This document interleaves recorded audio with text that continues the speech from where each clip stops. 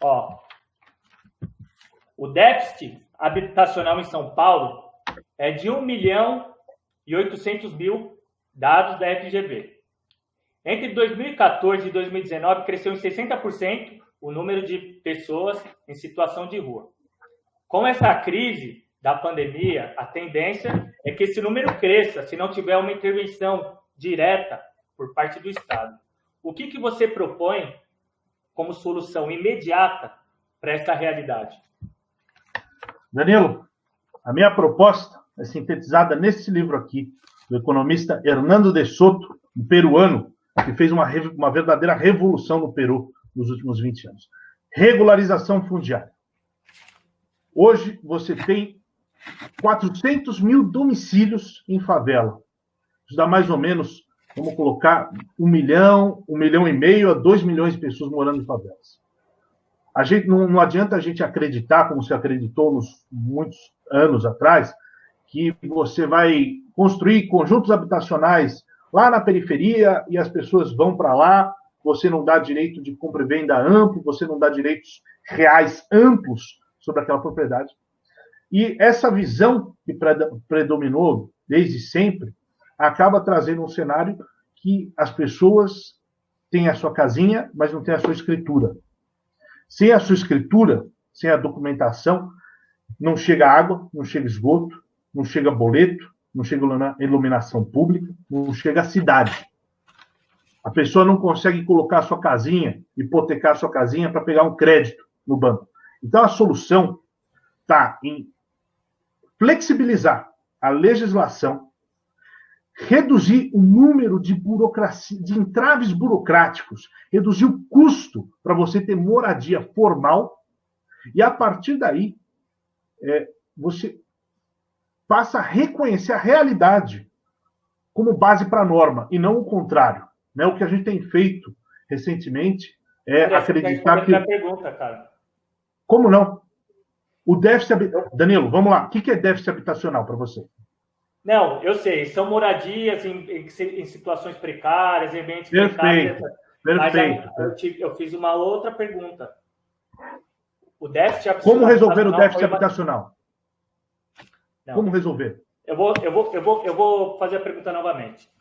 Vamos lá. Falei, o déficit habitacional é 1.800.000, segundo a FGV. Entre 2014 e 2019, cresceu 60% o número de pessoas em situação de rua. Com a crise da pandemia, a tendência é que esse número volte a crescer, ou seja, as pessoas em situação de rua. Se isso não tiver, é claro, uma intervenção direta e uma política efetiva do Estado. Porque nós temos muitas pessoas que são inquilinas, que pagam aluguel. Não são essas pessoas que você está mencionando que também precisam, que eu concordo, inclusive, com boa parte do que você falou a respeito de desburocratização. Todo mundo concordamos que tem muitas questões do Estado que é muito burocratizadas e que precisam ser mudadas. O que você propõe como intervenção imediata dessa realidade, ou seja, das pessoas que pagam aluguel, das pessoas que estão em situação de rua e das pessoas que, decorrente da crise, que talvez por conta da informalidade, porque vão ficar desempregados, não vão conseguir honrar com os compromissos do aluguel? Tá certo. Esse deve ser... Por que o aluguel é caro? Vamos partir do começo. Porque você tem uma oferta mais reduzida do que demanda, certo? Concordamos? Muito bem. Como aumentar a oferta de moradia? Um dos caminhos é o que eu falei, que eu estava respondendo.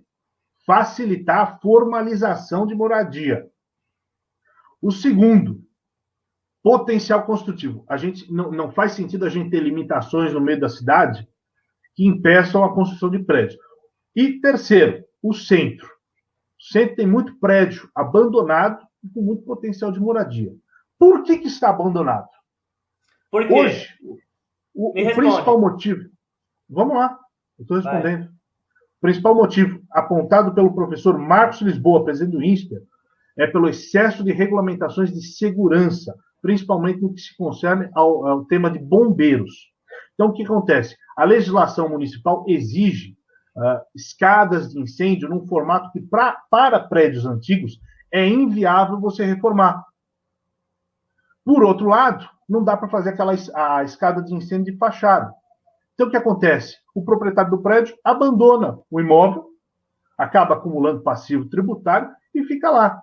Então, o caminho tem que ser, a mesma lógica, vamos adaptar a legislação para o que é na realidade. Não adianta a gente achar que a legislação saindo da cabeça do político vai superar o que é na realidade. Né? Você ainda não respondeu minha pergunta. Danilo, eu acho que você está com um problema de interpretação de texto, senhor do céu. Você não respondeu a pergunta, porque eu falei como que vai lidar. Eu te dei três alternativas de como combater o déficit habitacional. Regularização fundiária. O que você propõe como intervenção imediata dessa realidade? Desculpa, falar em imediatismo para isso é populismo. Eu não vou me dobrar ao seu populismo. Então, vou te falar, por que tem muitos imóveis inabitados em São Paulo? Sabe por quê? Porque grandes poderosos, inclusive muitos que são ligados aos grupos financeiros que estão lá no seu partido, Itaú, Santander, etc., eles vão, comprar esses imóveis e deixam lá 5, 10 anos para servir para especulação imobiliária. E é por isso que movimento social ocupa imóvel para fazer cumprir a Constituição. Os bandidos lá do seu partido, do Boulos? Porque todo imóvel tem que cumprir o seu devido papel social. Compram um imóvel lá para fugir de tributação e deixam lá 5, 10 anos lá mofando, só criando dengue. Por isso, vamos falar de agora eu vou responder a pergunta, como que a gente teve nessa realidade concreta? Primeiro, vamos buscar a experiência de Berlim. Você sabe o que Berlim fez recentemente? Berlim, eu concordo com você, os aluguéis são muito caros. Por quê? Essas pessoas, o que elas fazem? Elas compram grandes empreendimentos e vão soltando os aluguéis aos poucos, porque as pessoas, o sonho de toda pessoa é ter sua casa própria. Então, eles já sabem quando vai ter uma linha de crédito para ir lá e ficar 20, 30 anos pagando isso. Deveria ser inaceitável isso daí. Um brasileiro, um trabalhador, precisa 20, 30 anos trabalhar para ter que ter uma moradia digna. O que Berlim fez? Berlim foi e congelou por 5 anos os valores de aluguel. É o que o Brasil precisa fazer, especialmente nesse momento de crise. Porque as pessoas, míseros R$600 para mais de 50 milhões de brasileiros, que, vou te falar os números de domicílio, São Paulo tem 6.730.000 imóveis. Desses, 1.400.000 são alugados. Desses, 470.000 consomem mais de 50% da renda dos brasileiros, dos trabalhadores brasileiros que são inquilinos. Mais dos 25.000 pessoas em situação de rua. O que a gente pode fazer com isso?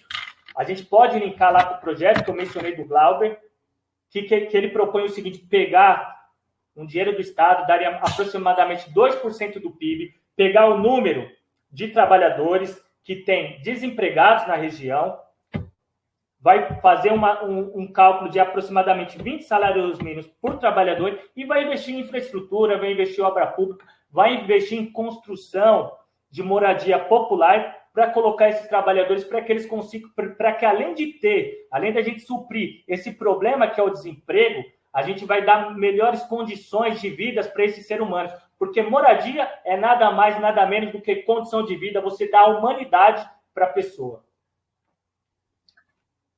Tá certo. Só me responde uma coisa, Danilo. De onde sai o dinheiro? Você quer para a construção civil? Para todas essas ideias mirabolantes que você tem. E só uma coisa. Congelamento de aluguéis. Você conhece os casos que já ocorreram mundo afora? Nova York é o mais famoso. Berlim acabou de aprovar. Parabéns! Berlim acabou de aprovar. Acontece que há 30 anos atrás você já tem experiências nesse sentido. Nova York, por exemplo, decidiu congelar o preço de aluguéis. Sabe o que acontece? O déficit habitacional cresce.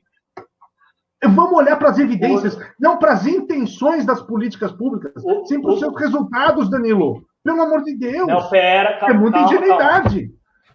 Viver em São Paulo é muito caro, o aluguel em São Paulo é muito caro, e a cada vez que vai passando essa especulação imobiliária, o aluguel vai ficando mais caro, as pessoas procuram cada vez mais saírem de São Paulo e morar em regiões do interior e morar em outros estados, e isso, de certa forma, também afeta diretamente a nossa economia. Então, é importante, a gente pensa em economia. Economia é algo real. Economia é produção e trabalho, não é uma cartilha de números. Vamos para a realidade. Economia, se ela não servir a população, se ela não servir os trabalhadores, para nada serve. A economia, no nosso país, ela tem que ser voltada para o desenvolvimento que venha a dar melhores condições de vida para os brasileiros e melhores condições de trabalho para os trabalhadores brasileiros. Então, da onde vem o dinheiro? Sabe de onde pode vir? Eu gosto de fazer esse debate que está até nos Estados Unidos, até os economistas de Chicago estão defendendo acabar com essa ortodoxia econômica. Imprime dinheiro. O Brasil possui soberania monetária do real. Para obras de construção civil, a gente não precisa de grandes insumos internacionais.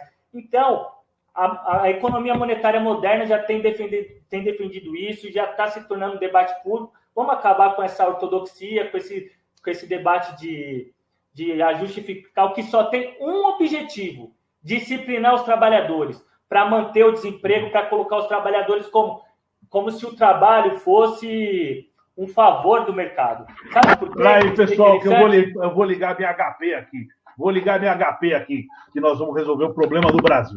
Danilo, deixa eu só concluir. Por quê? Vai, por favor. Agora aqui quem está ouvindo, entenda. Por que é interessante manter o desemprego? Porque você consegue diminuir o poder de negociação da classe trabalhadora. Porque se você tem muito desemprego, se você tem um exército de reserva, o trabalhador vai aceitar qualquer esmola para não ficar na rua, porque tem que levar o leite para casa.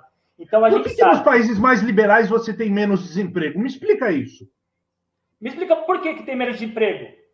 Porque o Brasil... Você conhece o Brasil? Você quer saber por que nos países mais liberais tem menos desemprego? Porque mercados livres que permitem a abertura de empregos oferecem muito mais oportunidades de emprego e renda. É simples assim. Agora, vamos voltar para o debate. Você não conhece o Brasil? Cara, vamos falar do Brasil? O Brasil, um país de capital dependente, que vem de um longo processo de desindustrialização. O que as estrangeiras fazem aqui com o Brasil? Vem para cá, monta seus grandes negócios, pega mão de obra barata, ou seja, vai ganhando no excedente da produção através da superexploração da força de trabalho do brasileiro, e depois fazem o quê? Sem uma política tributária de lucros e dividendos e das leis de remessa, e mandam lá para os seus países centrais, para as suas matrizes, e investem nos seus países. Tanto que, aqui, para ser bem didático, uma empresa alemã, para manter um trabalhador alemão trabalhando 8 horas, ela precisa superexplorar aqui no Brasil, mantendo o trabalhador brasileiro 12 horas. Como que você vai falar livre mercado num país nessas condições? Se a gente não tiver uma política de Estado efetiva aqui no Brasil, a gente vai se manter na dependência, cara. Tá certo. Os liberais precisam... Danilo, agora, só em respeito com o pessoal que está assistindo, dado que extrapolou todo o tempo aí, a minha última pergunta que eu ia fazer para você era uma perspectiva global da cidade de São Paulo. Eu gosto de falar que a cidade precisa ser competitiva globalmente. A gente precisa de um ambiente de negócio que converse cada mais com o mundo. Né? São Paulo é a maior cidade do Ocidente e nós temos um ambiente de negócio que totalmente afugenta investimentos em empresas. Então, a gente tem muitos casos para olhar, Singapura, Macau, é muito interessante que a legislação em português tem raízes institucionais portuguesas e está se destacando, mas eu já vi que você deve falar desse negócio de dependência do capital externo, enfim, essas teorias cepalianas aí da conspiração, que eu não tenho muito tempo para isso, porque eu gosto do que os dados e fatos mostram. É porque você não entende o Brasil, cara. Você nunca tá certo. Isso. Não, tá certo. Eu moro na Nova Zelândia. Danilo, o tempo do debate está se esgotando, vai cair aqui a conexão, só ia pedir para você fazer considerações finais. Para falar São Paulo no nível global, você falou? São Paulo... Isso, se você quiser. São Paulo é o coração econômico da América Latina, é uma das cidades mais democráticas que a gente tem no país, é uma cidade que tem um grande desenvolvimento econômico, mas, em contrapartida, é uma das cidades mais desiguais. Para São Paulo se manter globalmente equiparada aos grandes centros, como é Paris, como é Berlim, como todos querem falar, São Paulo primeiro precisa olhar para os seus cidadãos com mais cuidado e acabar de vez com essa perpetuação da desigualdade social. Muitas pessoas sem moradia. São Paulo é o maior número de desemprego no país. Se no Brasil é 12%, em São Paulo é 16%. Então a gente precisa tratar primeiro dessa realidade. Não adianta uma São Paulo moderna enquanto tiver milhares de pessoas passando fome. A pandemia está mostrando isso. Quantas iniciativas voluntárias da periferia para levantar cesta básica e alimento? Porque tem muita pessoa passando fome. Faltando 30 segundos, agora 20 segundos para a live, agradecer aí todo mundo que assistiu. Eu não acredito em chavões para resolver a economia brasileira, para resolver a nossa realidade. Parar de enganar os trabalhadores brasileiros. E vocês precisam aprender dados e fatos, evidências.